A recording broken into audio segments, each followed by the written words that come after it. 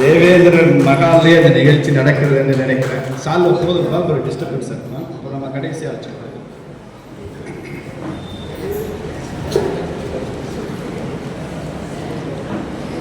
மிக எழுச்சியாக இந்த நிகழ்வு நடந்து கொண்டிருக்கிறது. பாரதிய ஜனதா கட்சியினுடைய தேசிய துணைத் தலைவர் லட்சுமிகாந்த் வாஜ்பாய் அவர்கள் இங்கே ஒரு எழுச்சி உரை ஆற்றியிருக்கிறார். பொதுவாக தேசிய தலைவர்கள் பேசிய பிறகு மாநில நிர்வாகிகள் பேசுவது என்பது முறையல்ல. ஆனாலும் நான் கடைசி நேர தாமதமாக வந்ததாலும் அவரிடமே அனுமதி பெற்றுவிட்டதாலும் தான் நான் உங்களிடம் பேசுறேன். ஒரு கட்டுப்பாடான கட்சியில் அது மாதிரி தான் இருக்கணும். இந்த அழைப்பிதழில் தர்ம ஜாகரன் என்ற வார்த்தையை நீங்க பார்த்திருக்கலாம். இந்த தர்மம்ன்ற வார்த்தை நமக்கு ஒன்றும் புதுசு அல்ல. தமிழ்நாட்டிலே ஒரு ஊர் இருக்கு, தர்மபுரி அப்படின்னு ஒரு ஊர் இருக்கு. மகாபாரத கதையில தர்மர் பத்தி படிக்கிறோம். தமிழ் இதுக்கு நேராக பொருத்தமான ஒரு வார்த்தை இருக்கு. அதற்கு பேர் அறம்னு பேர். தர்மா இஸ் ஈக்குவல் டு அறம் இன் தமிழ். அதனாலதான் திருக்குறள்ல அறத்துப்பால் இருந்து திருவள்ளுவர் ஆரம்பிக்கிறார். அறத்துப்பால் அப்படின்னா தர்மத்தை சொல்லுகிற அதிகாரங்களை 33 அதிகாரங்களை உள்ளடக்கியதான் அறத்துப்பால் என்று பொருள். இந்த தர்மம் என்றால் என்ன என்று விளக்குவது ரொம்ப கடினம். தர்மத்தின்படி வாழ்வது சுலபம், ஆனா அது என்னன்னு விளக்குறது ரொம்ப கஷ்டம். நமது முன்னோர்கள் தர்மத்தை பத்தி எப்படி சொல்றாங்க அப்படின்னா, அறம்னா என்னன்னா,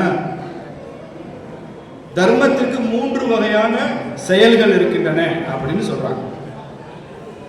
3 functions for dharma. Dharma is one which unites, dharma is one which sustains, and dharma is one which holds. எது நம்மை இணைக்கிறதோ அது தர்மம், எது நம்மை தாங்கி பிடித்திருக்கிறதோ அது தர்மம், எது நம்மை நீடித்து நிலைபெற செய்யுமோ அது தர்மம். அப்படிதான் புரிந்துக்கணும். இதுக்கு பெரிய விளக்கம், பெரிய புத்தகம், இதுக்கு ஒரு பகவத்கீதை திருக்குறள்லாம் கேட்க வேண்டிய அவசியமே இல்லை. தர்மத்தை புரிந்து கொள்வது ரொம்ப சுலபம். நம்ம எது இணைக்குமோ அது தர்மம், எது நீடிச்சு நம்ம வாழ செய்யும் அது தர்மம், எது நம்ம தாங்கி பிடிக்கும் அது தர்மம். இப்ப இந்த அடிப்படையில் புரிஞ்சு கொள்ளுங்க. ஒரு கணவனும் மனைவி ஒற்றுமையா இருக்கிறது தர்மமா, விவாகரத்து வாங்கி பிரிஞ்சிருந்த தர்மமா? எது தர்மம்? எது நம்மை இணைக்குமோ அதான தர்மம். பிரிஞ்சிருது தர்மம் இல்லை. ஒரு மரத்தை வெட்டுறது தர்மமா, மரம் வைக்கிறது தர்மமா? மரத்தை வெட்டுறது தர்மமா, மரம் புதுசா வைக்கிறது தர்மமா?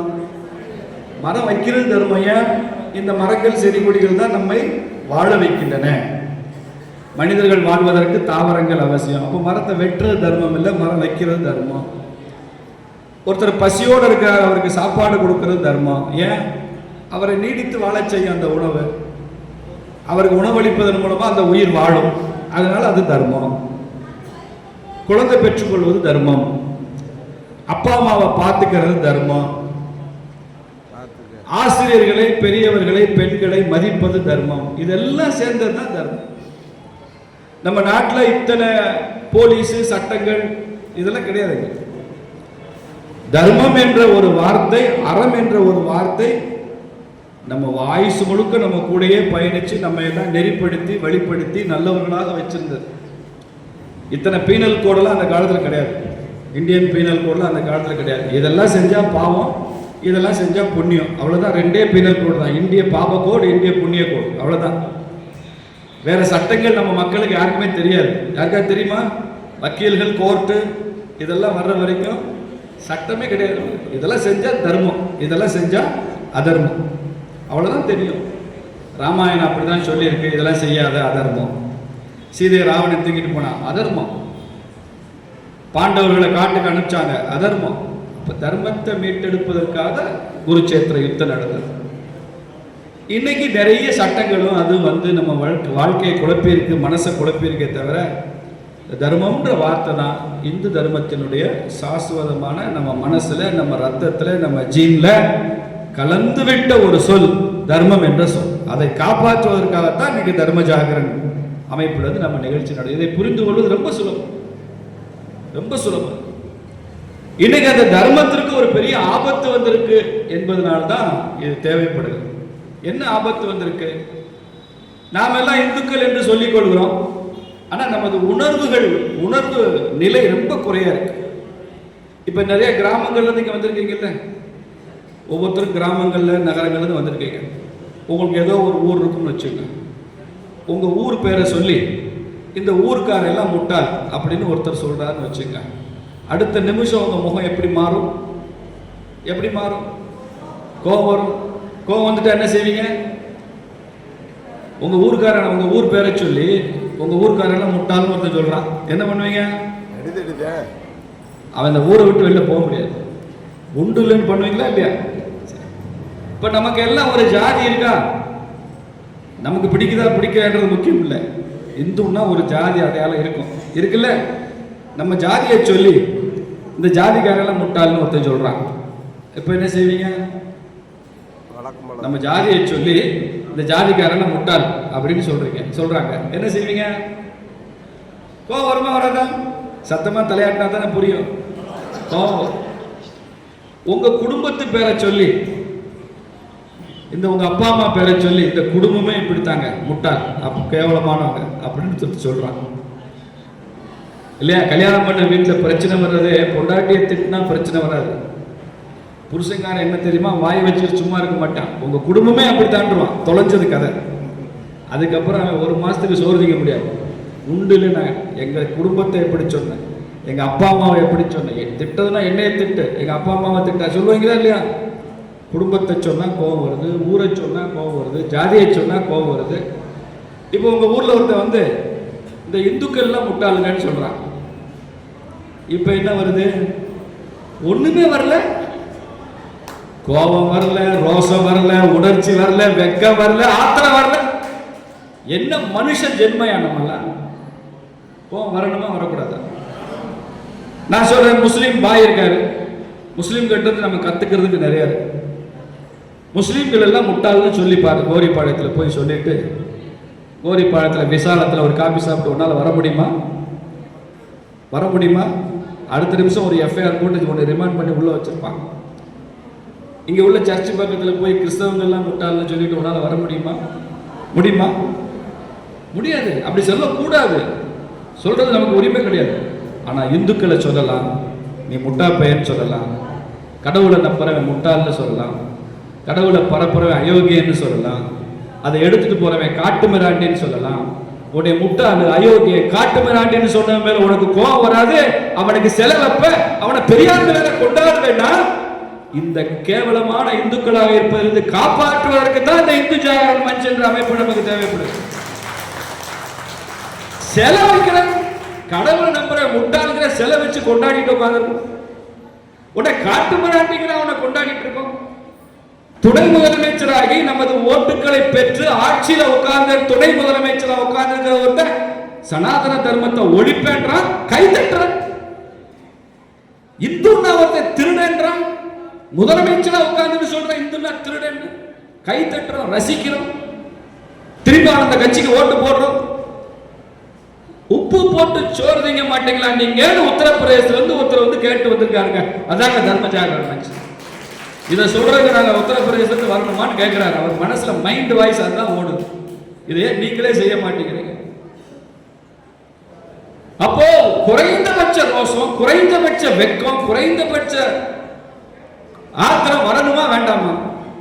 நீ ஆட்சியாளன், அரசியல்வாதி, ஓட்டை வாங்கிட்டு போ, சீட்ல உட்காரு, மக்களுக்கு நல்லது பண்ணு, என்ன நல்லது பண்ணேன்னு சொல்லிட்டு வந்து 5 வருஷம் கழிச்சு ஓட்டு கேளு, நாங்க விரும்பினா மறுபடியும் ஓட்டு போடுவோம். அதானுங்க அரசியல், அதானுங்க அரசியல்.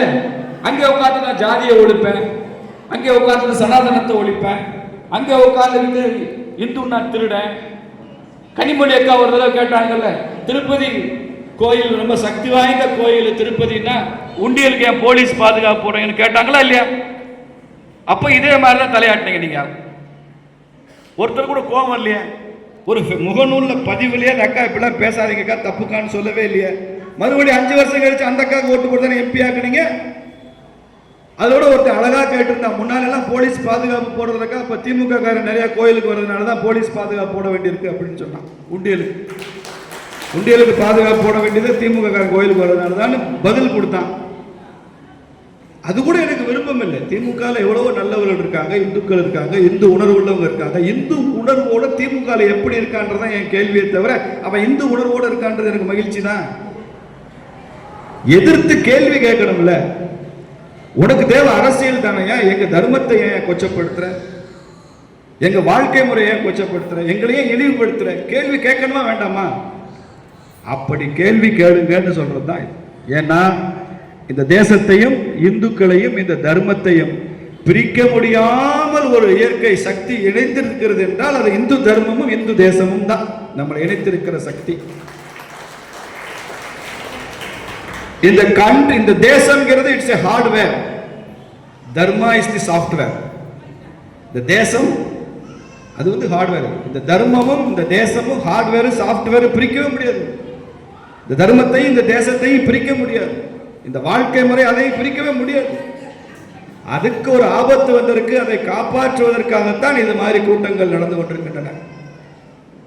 இதை நம்ம வாழ்க்கையில முக்கியமா வச்சுக்கோ. இது ஒரு நேரம் அரசியல் பேசிட்டு ஓட்டு வாங்கி போட்டு கூட்டம் இல்லை. 1000 வருஷத்துக்கு பின்னால் வர்ற பிரச்சனையை கூட யோசிக்கிற கூட்டம் இந்த கூட்டம். இதனுடைய தேவை அப்படிப்பட்ட தேவை. இந்துன்னா சுலபமா மதம் மாத்திடலாம்.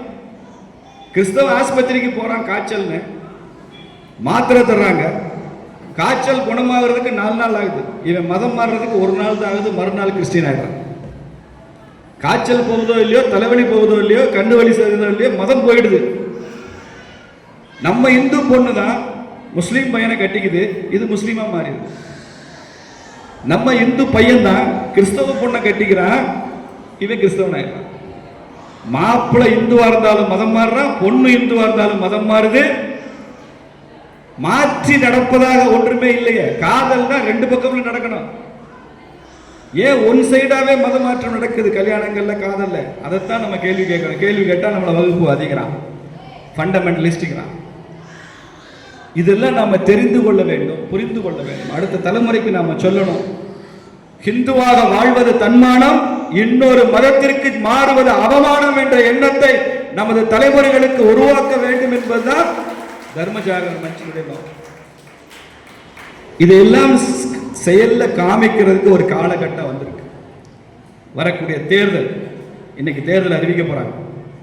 இந்த தேர்தலில் ஒரு தடவையாவது தமிழ்நாட்டில் இருக்கிற தமிழர்கள், இந்துக்கள் இந்த தேர்தலில் அவங்களுக்கு நான் ஒரே ஒரு கோரிக்கை வைக்கிறேன். உன் வாழ்க்கையில ஒரே ஒரு தடவை இந்துவா ஓட்டு போனேன்னு பேருக்கு, இந்துவா ஒரு ஓட்டு போட, ஒரு ஓட்டு போட. அப்ப இங்க இருக்கிற நாம எல்லாம் இத்தனை வருஷம் எப்படி ஓட்டு போட்டோம்?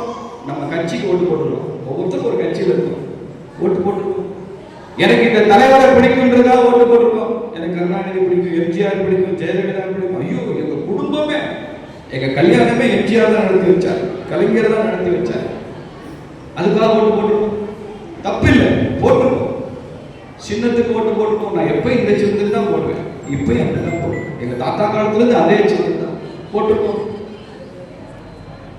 ஒரு குவார்டர் பாட்டிலுக்கு ஓட்டு போட்டிருக்கோம்.